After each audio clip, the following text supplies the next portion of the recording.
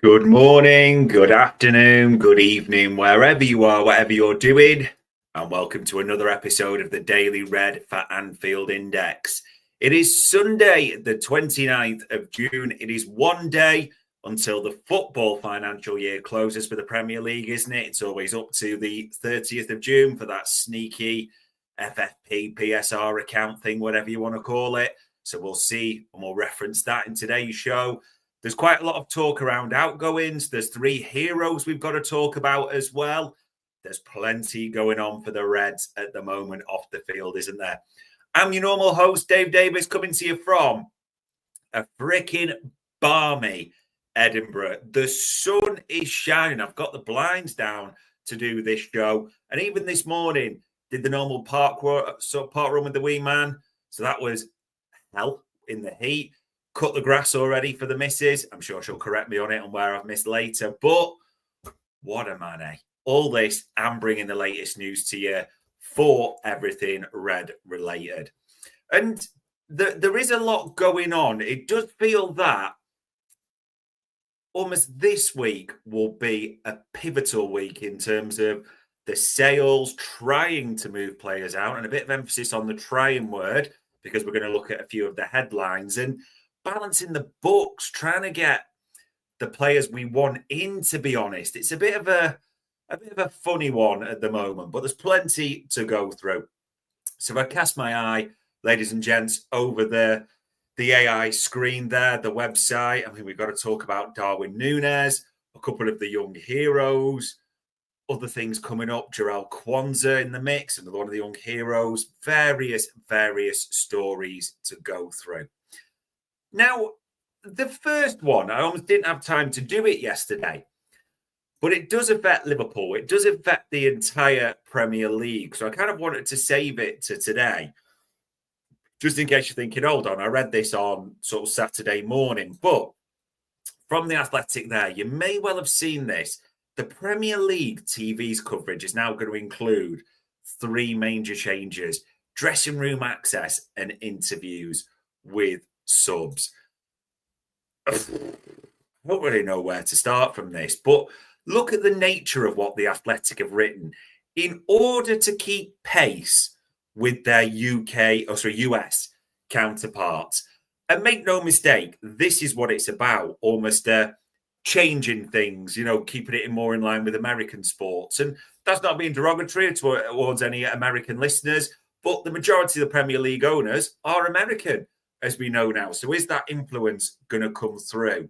And as it says, three new innovations. Now, just in case you haven't seen these at all, ladies and gents, as well as interviewing substituted players in a bid to allow players to viewers to gain a real life players analysis and thoughts on the same game, broadcasters are also set to be granted limited access to dressing rooms and be allowed to enter the pitch in order to capture close-up footage of goal celebrations. Utter woke nonsense this is. This is not needed. It's not beneficial. I suspect players and managers will be highly reluctant to do this, or thinking, oh God, they're going to catch me on the hop type of thing as well. I just think this is absolute nonsense. And if you disagree with me, remember that interviewing substituted players. Think about this. Let's go back to the first day of the season. Remember when we played Ipswich and Jarell Kwanzaa's taken off at half-time and Ibu Konate comes on? And I'm using Kwanzaa because it's a prevalent, irrelevant player there, isn't it? What do you think Jarell Kwanzaa would have said? I think he would have been absolutely almost a little bit shell shock, surprise. It was his first game, proper game with the new manager as well. I just think that couldn't have been good at all for anyone. I just think it was nonsense. And even the views into the dressing room. I mean, what are you really trying to get? Jurgen Klopp only allowed it when he was leaving, didn't he? He always said he'd never stay if that happens. And honestly, just the pitch, the goal celebration element. Do you know what that is? That is, if you've seen that, the FIFA game. If you watch your Premier League highlights on Sky or whatever, There's always the one where they're right on the pitch and they're shaking the cap. Woke nonsense. That's all it is. And there's some interesting ones coming in there as well in the comments, which I agree with, which Ali PS says there. How about interviews with the ref and the match official after the game? 100%. If the Premier League should have any focus right now, it should be improving their referees, the VAR system, which takes forever, even with the improvement of the semi-automated thing. That is what I would have loved to have heard this summer, that being the focus. And as Neil says there, Rio Ferdinand standing in the tunnel. Imagine Arne Slot's just giving you that passionate half-time as he does to change it right. And Rio's in your way. Way to kill the mood. Just honestly, I saw these three. I want to bring it into today, but just absolute nonsense across the board. It really is, ladies and gents. But let's get back to some happy stories. And what a picture that is. As it says, the headline from the official website, Elliott scores, Morton assists as the Reds trio lift the under-21 Euros with England. Now, I've not watched really a jot of the tournament live. I've watched a few highlights when I've seen it, but I've not watched any games live, bar the semi and the final. And actually, I found myself a bit into it, like mainly because there's three of our boys in there. And I just thought it was great. I thought they were all brilliant in different ways last night. Harvey Elliott obviously gets the opener, player of the tournament, which we'll come on to as well, which, you know, brilliant for him. He deserves it. He is a Red. He's a passionate Red. You can't feel anything than a bit of love and hope for Harvey Elliott with it yesterday, and a bit of admiration and joy for how it ended up. Jarell Kwanzaa, I thought he had a decent game as well. I know it might not look like that when they concede 2 goals, but came out from the back quite often, played well. And even Tyler Morton, who was suspended for the semi, then didn't start in the final. If you missed it, what an assist that is. And I never thought I'd say this because I think Joe Hart speaks a lot of nonsense, but as he said, Gerrard-esque with that cross, that whipped-in ball for Rowe to put it in. So absolutely brilliant news across the board. And if you do want to read it, there is a little bit of a Harvey interview on the official website this morning, and fair play, so there should be after his victory, saying it's another incredible moment. This one means a lot more, especially coming off the back of winning it last time. And he was the man, the player of the tournament at the same time. So fair play. He deserves all his flowers across the board. So do the other two, really. It is nice to see positive stories there. Now, this is going to kill the mood completely and sound harsh, but it's all right to think it if you're a bit cynical like me. And as LAPS there puts, Elliott got to be worth at least 50 million now. It's all right to think this, by the way. I can love Harvey Elliott as a player, his attitude, his skill, but just think he's not going to make it, if you want to call it that, at Liverpool. That's what I honestly believe. It's now you look at those three and think, what are they worth? How much are we going to get for them in the sales? And that's not being derogatory about them. Fair play. They deserve all the joy from last night, but there's just no future, I think, for any of those. I mean, let's start from the top on this one. Jarell Kwanzaa's gone. In fact, after I'd finished the show yesterday, this is pretty much an exclusive that went out from Fabrizio Romano, that he's actually set to undergo his medical at Bayer Leverkusen on Monday. It's all booked.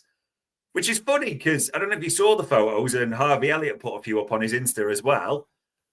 Them lads were on the piss last night, quite rightly, weren't they? Enjoying themselves. So I don't know what state Jarell Kwanzaa is in just now, or what state he's going to be in for a medical on Monday. But yeah, just confirmation that looks likely to happen. That's going to start the week, isn't it? The buyback, which could even go up to 70 million based on add-ons, which can be triggered in 2 years. But most importantly, right now, 30 million fee plus potentially 5 million quid in add-ons. So when you talk about these, that's one we know is definitely happening. Harvey's the toughest one, isn't it? You'd have said 40 million at the start of the tournament, and it's just got better and better for us. I do think you'll be talking a deal now around 50 million quid. And Liverpool will be able to charge that in the market, looking at what else is happening right now. They'll be saying a couple of things. They'll be saying, well, watch the under-21 footage, like, look how well he's done, player of the tournament. So that's going to add to his value. But also, yes, we know he didn't do much this season. He didn't get too many minutes. We understand that. Still got 6 goal contributions, by the way. But they'll also be referencing last season, or the season before, won't they? 23-24, and saying, well, he got 18 goal contributions. And I do think with Harvey Elliott, if he does play in the right team, the right system, week in, week out, I do think he could be good. I think there's evidence now, isn't there, that that's what they'll also try and play on. So I genuinely think that the tournament, last season's stats, it does seem 50 million to be a fair price, doesn't it? Which then leads to the last one, Tyler Morton.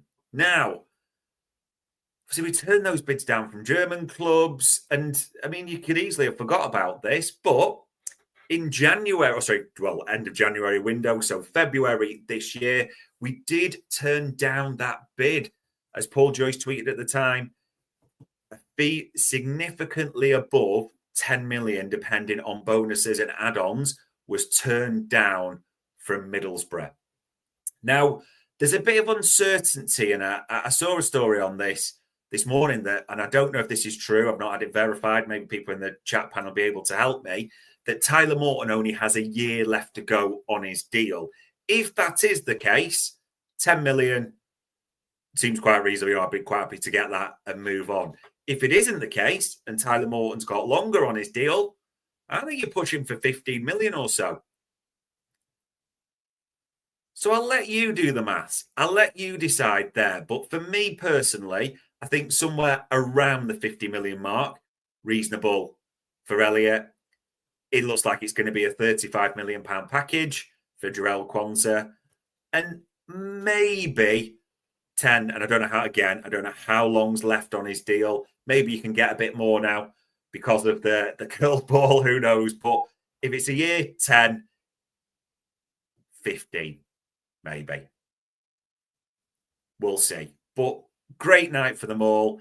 In simple terms, though, I don't think a single one of those it doesn't make them bad players at all. There's class there, but they've not got a long-term future at Liverpool. Let's see what cash they raise. There's a few other stories to talk about that have come up, and I suppose the ultimate one goes back to yesterday, the big headline. There was various reports in a few of the Red Tops that Liverpool were closing in on a £40 million deal for Marc Guehi. Crystal Palace, centre-back, captain, England international. As we know, year left to go on his deal at Palace, made it clear he will not sign a new deal with them. You would think Palace, yeah, they want a fee for him. Of course they do, the way their business operates. Now, might be jumping the gun, but I fully expect Quansah to go and Guehi to come in. That's all the noises, the natural things that we've heard on Anfield Index. I do expect this to probably gain a bit of momentum this week. And call me suspicious, but Marc Guehi is in New York right now. Don't know if anyone recognises the gentleman in the photo there. For those that can't see it, or for those who are still guessing, Trevor Noah, the comedian, I think talk show host as well. More importantly, renowned Liverpool fan. They're on the last day at the invitation of the club. And important to mention, very, very good friends with a few players, as he said before, especially Virgil van Dijk. Now, call me cynical, and we've no way of knowing this will happen. But the fact Marc Guehi is rubbing shoulders there, would it surprise you if a little FaceTime tete-a-tete with the skipper maybe happened or something like that? Or there was a chat around Liverpool conversation. But massive Liverpool fan with Marc Guehi in New York. I'll let you decide how cynical you are on that. And again, it's up to you to decide. Reliability, we're just here to bring you the news. Nico Sharrier, is it? Probably butchering his name there, but tweeted literally an hour ago or so, positive talks between Marc Guehi's agents and Liverpool. Guehi's given his availability to join the Reds for a contract until 2030, and we're working to reach an agreement with Crystal Palace. We said this before on the transfer show. Had just shared the same agent, the Unique Sports Group, as Anthony Gordon. One I like, one I wouldn't like, but we'll all have our opinions on that. So, yeah, absolutely, there have been talks. As we said, we fully expect this one to happen. And also, from a few Palace accounts tweeted this out, referencing the journalist Alan Nixon, who has, important to say, has had information on Liverpool and Palace more in the past, saying that, as per his tweet an hour ago or so, a couple of hours ago, Liverpool are ready to throw Flying Scot Ben Doak into a swap deal for Marc Guehi. Liverpool would send Doak and cash to Selhurst Park to get Guehi, but that will take a great deal of negotiating. And he's also said from there, focusing on centre-half Guehi is the next target. Palace want in the region of 50 million. Doak is fancied by Palace and rated in the £25 million class. Now, it's important to say with this one, because of the way the PSR works, there's never a direct swap. They're separate deals, but it's agreed, like the way Verts, Frimpong, Kwanzaa was mixed in. But, again, we'll never be 100% certain if there is real truth in this, but you could see it, couldn't you? Liverpool won Marc Guehi. Crystal Palace have had an interest in Ben Doak. In fact, it's easy to forget that at the start of the window, they had a bid for around 15 million rejected for Ben Doak. At the time, as the Paul Joyce report said, we wanted 30 million quid. So this is very believable. Also, it could just be great business across the board. As Marc says there, selling fringe players, raising cash is good. Yeah, it's smart business, isn't it? So if we could do a deal, and again, Palace are shrewd negotiators, it's going to be a tough one. But if we could do a deal with, I don't know, Guehi valued around 45 and Doak, a tough one to really evaluate because 10 goal contributions before he got injured in the Championship, doing really well. We talked about his stats before as well. Yes, they are in conjunction in comparison to Championship level wingers, but in the 99th percentile for progressive passes received and 98th percentile for carries, we know what he brings. He's quick, he's direct, he makes stuff happen. I could see this one. I would value him personally around the 20 million mark, and I think Liverpool would. So if it was a thing with Doak plus 25 million or around that mark to Palace for Guehi, I think that's great business. I really do. I know people now as well saying, what about Harvey in the mix? No, I think Harvey's a little bit different now and pushed his value beyond any negotiation for Marc Guehi personally. So we'll see. We'll see if this goes any further. But yeah, Jarell Kwanzaa's going to leave. Marc Guehi is going to be a focus for the next week. Other exits and news. Again, you can decide how reliable, but yesterday evening, Ben Jacobs tweeted that Luis Diaz remains Al Nassr's top left-wing target, even after Liverpool have told Barcelona he is not for sale. Al Nassr are prepared to offer in excess of 85 million euros, which, if you do the shopping at Tesco or the Bureau de Change, you get about 72.5 million quid. So, yeah, somewhere around 75 million for Luis Diaz. Woofed. Diaz was open to Barcelona, but still unclear if he'll consider Saudi. Again, can't change what we said on the transfer show for months. Can't change what I said yesterday. If Luis Diaz wants the new contract, Saudi bag's right there. It's waiting, Luis. You're not going to get one from us. And I get it as people are referencing that Messi Aquatic saying Juan Duran's probably not going to give him a good review of the club. There's been reports, and I'm not trying to be derogatory about the player at all, but just being factual, there's been reports around, as Unai Emery says, he can be a difficult character. And I looked that up to check. Those were Unai Emery's words. There's been reports it's not going all smoothly for him there. And you remember when he did the cross and all that for the move to West Ham. So there's maybe a character part there, possibly, just being factual in those bits I was laying on the table. And also, I don't know if anyone's seen the new contract they've just given Ronaldo, about or just shy of £2 million a week. They can easily stump up 300 grand or so for Luis Diaz, who is not getting a renewal at Liverpool. And I do just have the suspicion that Liverpool, of course, want this to happen. I think that all the chips are on their side of the table. I'm not being, derogatory about Luis Diaz. I think he's a great player. Could easily keep him the 2 years and he could do well. But 28 years old, year left to go, around 75 million quid, a new contract for Luis Diaz at a new club. Yeah, it is football wilderness. I get all that. I still just think it happens. Could be proved wrong. We'll have to see if anything develops on that this week at all as well. Now, I'm not even bringing you a Liverpool player, but I'm bringing you a clear link, and we have to be aware of this. Look at the top headline there. Liverpool ready to sell forward with Napoli pushing for a £50 million agreement. We all know about Darwin Nunez. We've seen reports for weeks about Napoli pushing, Fabrizio Romano saying he's their top target. This could all be a negotiating ploy. However, there's quite a few reports there from Di Maurizio, there's from others in Italy, that Napoli are now closing in on Lorenzo Luca, and the club aims to finalise the deal next week, early next week. And some of you might say, well, who that is Lorenzo Luca? I've never seen him play.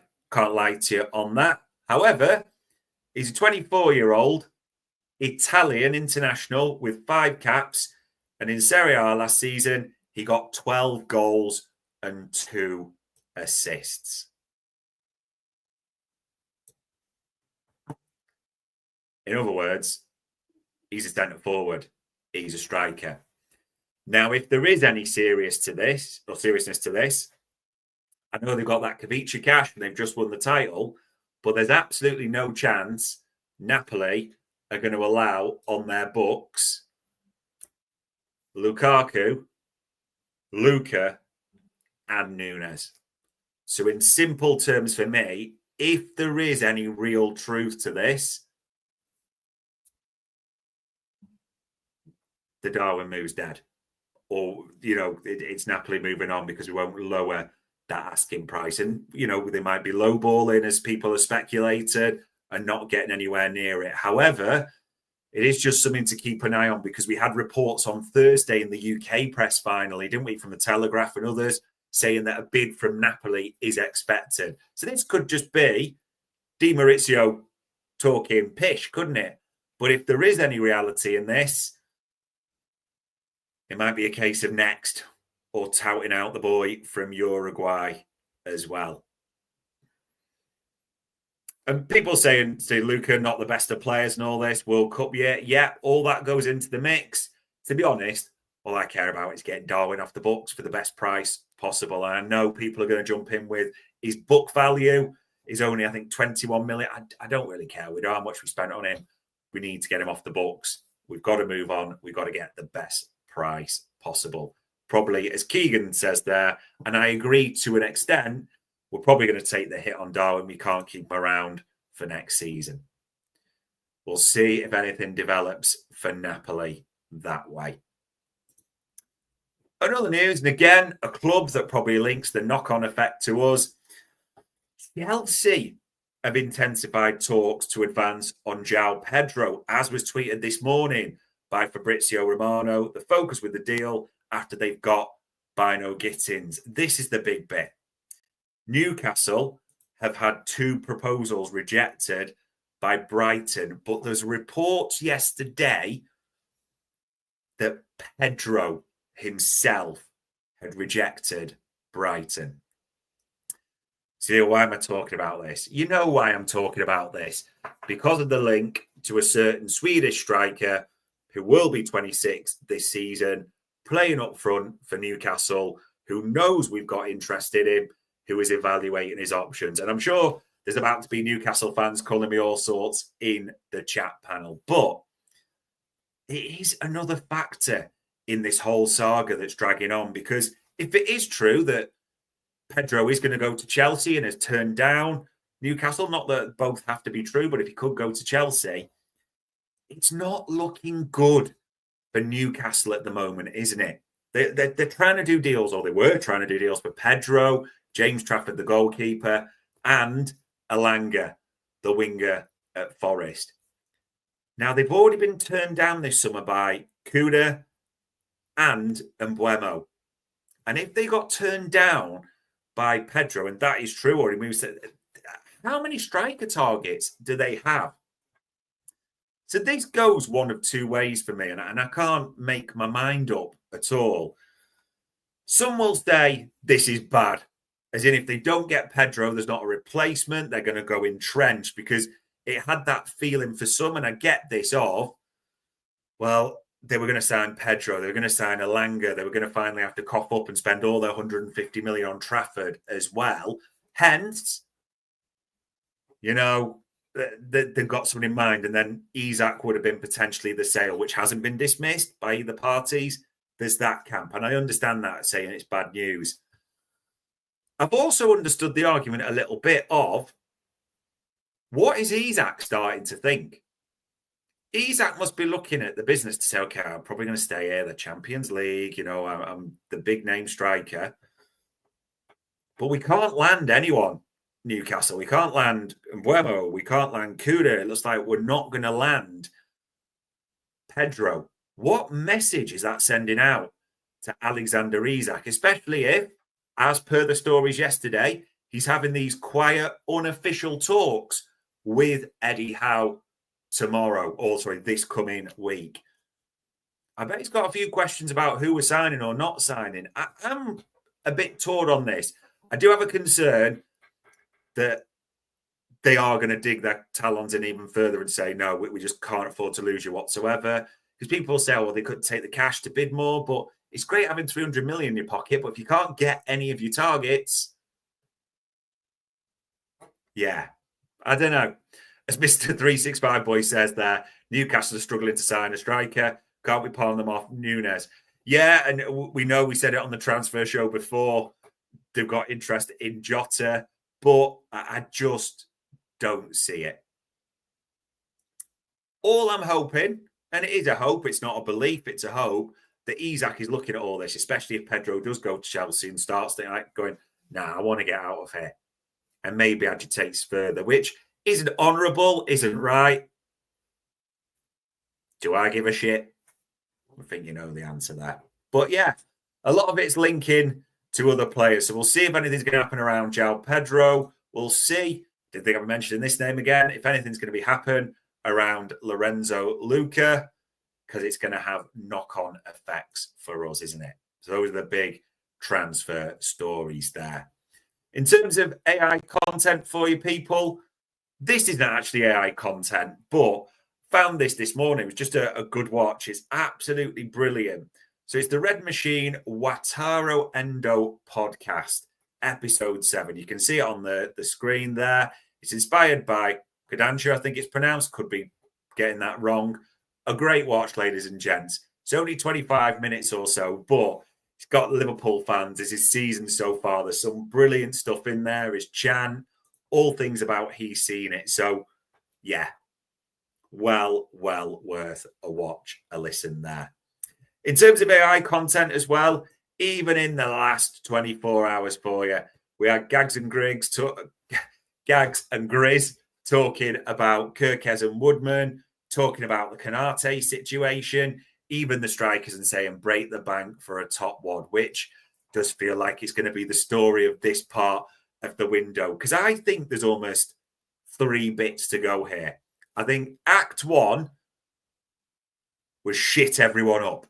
Bring in Florian Wirtz, put a marker down. Bring in Milos Kerkez, Jeremy Frimpong, and have the rest of the Premier League going, Eesh. Act 2 is the DFS sale. Everything must go to an extent. And there's so many who are up for sale, basically. We'll try and raise funds on, get as much back as we can. I think there's probably less or fewer protected species than you think, but that's how I see it. And Act 3 will be, fuck the league, we'll go in big again. That is honestly how I think the 3 acts of the transfer window will work. There might be a little epilogue with opportunistic thrown in there, but those are the 3 acts, and we're into the second one now. This coming week as well, we'll have all your normals. We'll have news round early tomorrow morning. We will have David Lynch and Media Matters talking all things Liverpool at lunchtime. Me and Trev will be back for the transfer show on Monday night. You'll have Dave doing the Daily Red all weeks. All your normal show, all the things you love. And it's the new football financial year starting soon as well. But there we go, ladies and gents. Plenty going on. Let's finish on a positive note. What a night for these 3 boys. I'm sure it was. But on Sunday, the 29th of June, that was another Daily Red for Anfield.